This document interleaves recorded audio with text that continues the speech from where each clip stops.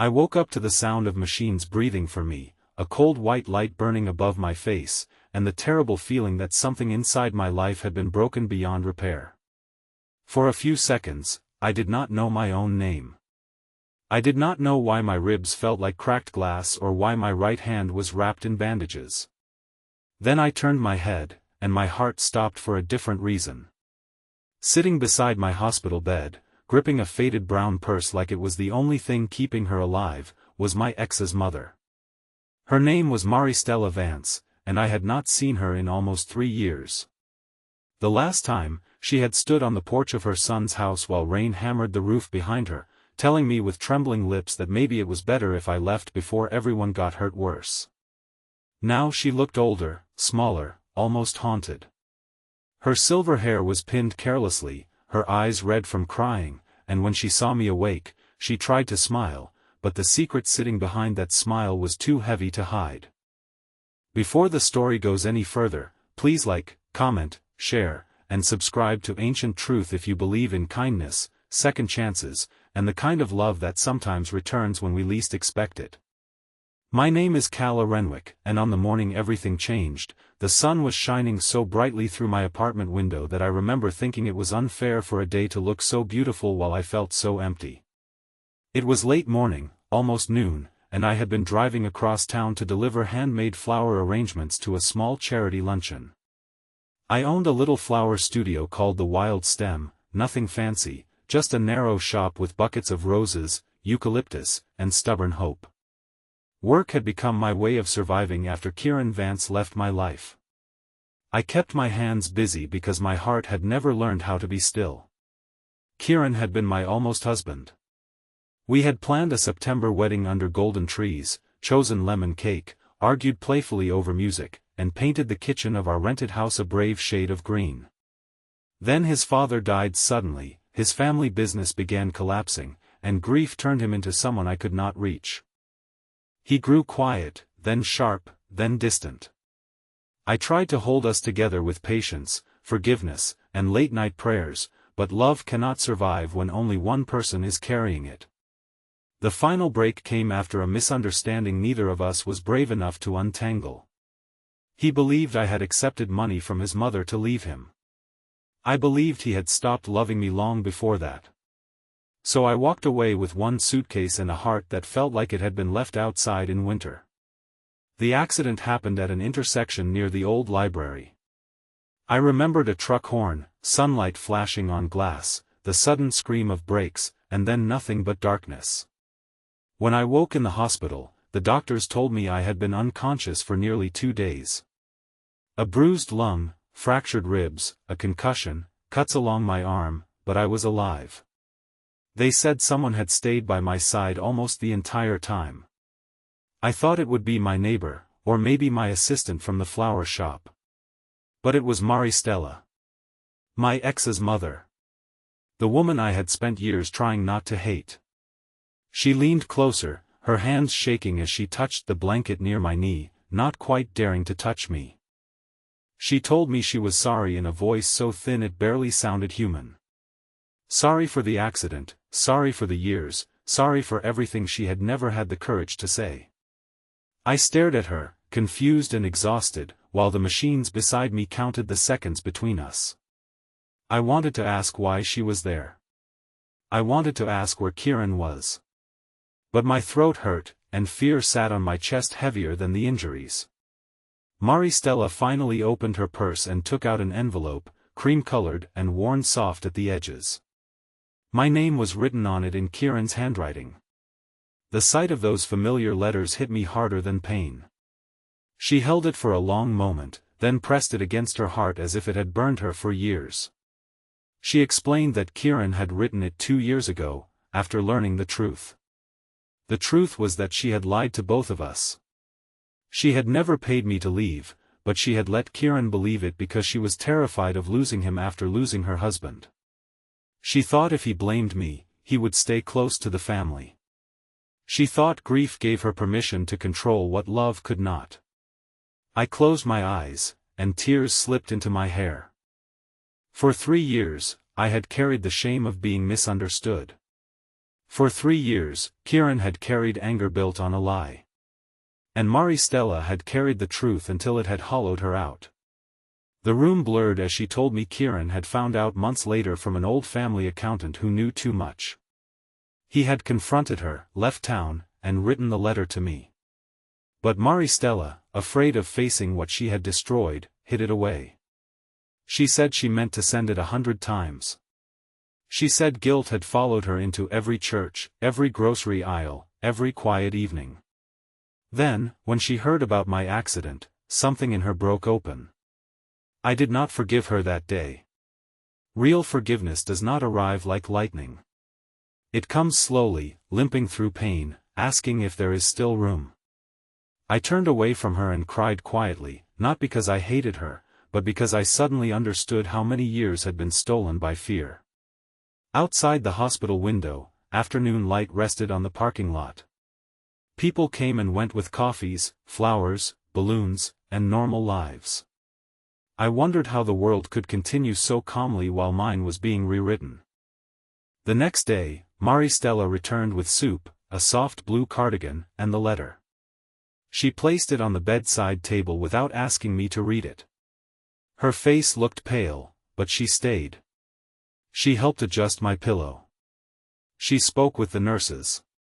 She called my flower shop and arranged for my assistant, Nor, to take care of pending orders. She did not ask for absolution.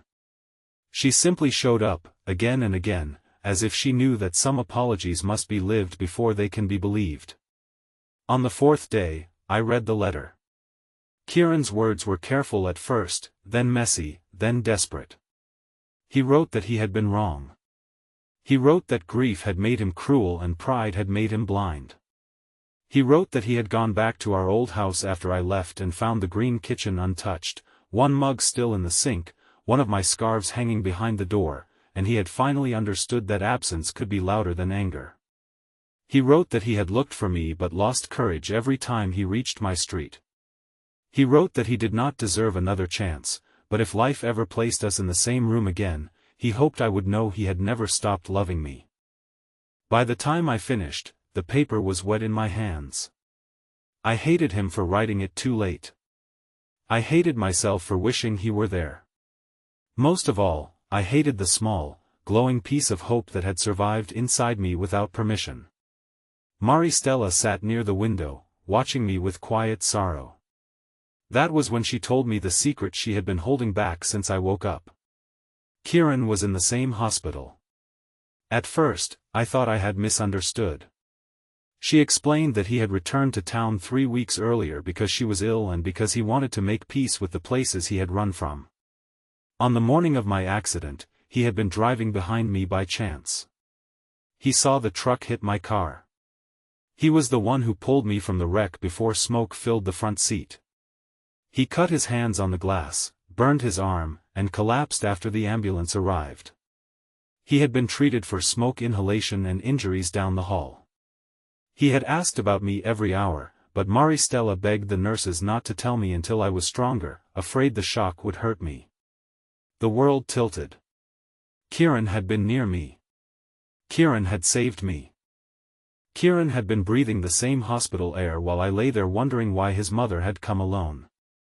I felt anger flare, hot and familiar, because once again someone had decided what truth I was strong enough to carry. Maristella bowed her head as if she expected the anger, as if she deserved it. Maybe she did. But beneath my anger was something bigger, something shaking loose after years of being frozen. That afternoon, with a nurse guiding my wheelchair and Maristella walking beside me like a woman going to judgment, I went down the corridor to room 417. Daylight poured through the windows, bright and golden, turning the polished floor into a river of light. My body ached with every breath, but my heart was louder than the pain. When the nurse opened the door, I saw him sitting by the window, one arm bandaged, his dark hair shorter than I remembered, his face thinner, older, still unmistakably Kieran. He looked at me, and all the years between us fell silent.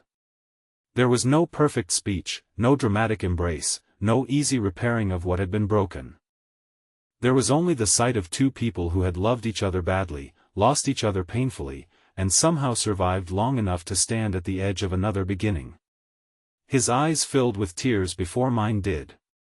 He pressed his injured hand against his chest, and I understood without words that he was sorry. I understood because I was sorry too. Sorry for leaving without demanding the truth. Sorry for letting pride become a locked door.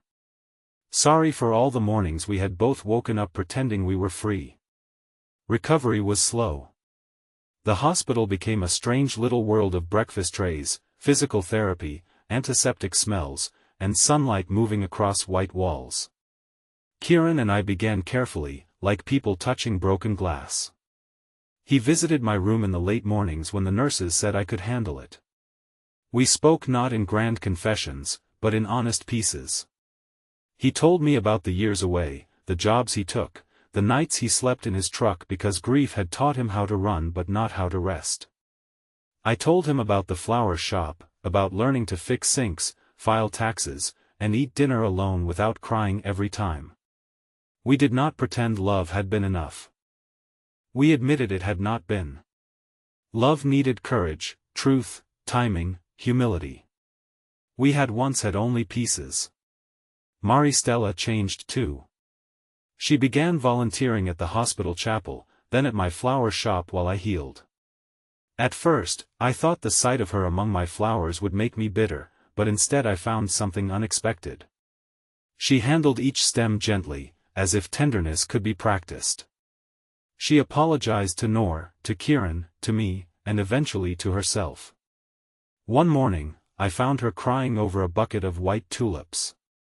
She said she had spent years trying to keep her family from breaking, only to become the hand that cracked it. I told her that broken things do not always become what they were, but sometimes they become honest. It was the closest I could come to forgiveness then, and it was enough to make her weep harder. Weeks passed. My ribs healed. Kieran's burns faded. The flower shop reopened on a bright day filled with summer heat and the smell of rain drying from the pavement. Kieran arrived before anyone else, carrying a wooden sign he had carved himself. It said, "The Wild Stem," in careful letters surrounded by tiny leaves. Maristella came behind him with coffee and trembling hope. Standing there in the doorway of the shop I had built from heartbreak, I realized healing had not brought me back to the person I was before. It had made me someone deeper. Softer in some places. Stronger in others. Kieran and I did not rush into promises. We started with walks in daylight, with shared coffee, with honest silence. Some days, old pain rose between us like smoke, and we had to stop, breathe, and choose not to run. But there was beauty in choosing slowly. There was beauty in watching him learn patience and hearing myself speak without fear of being too much. There was beauty in Maristella sitting near the shop window, tying ribbons around bouquets for strangers, each one a small act of repair. Near the end of that summer, I delivered flowers to the same hospital where I had woken up afraid. The nurses recognized me and smiled. In the lobby, I paused beside the wide windows where sunlight poured over the floor.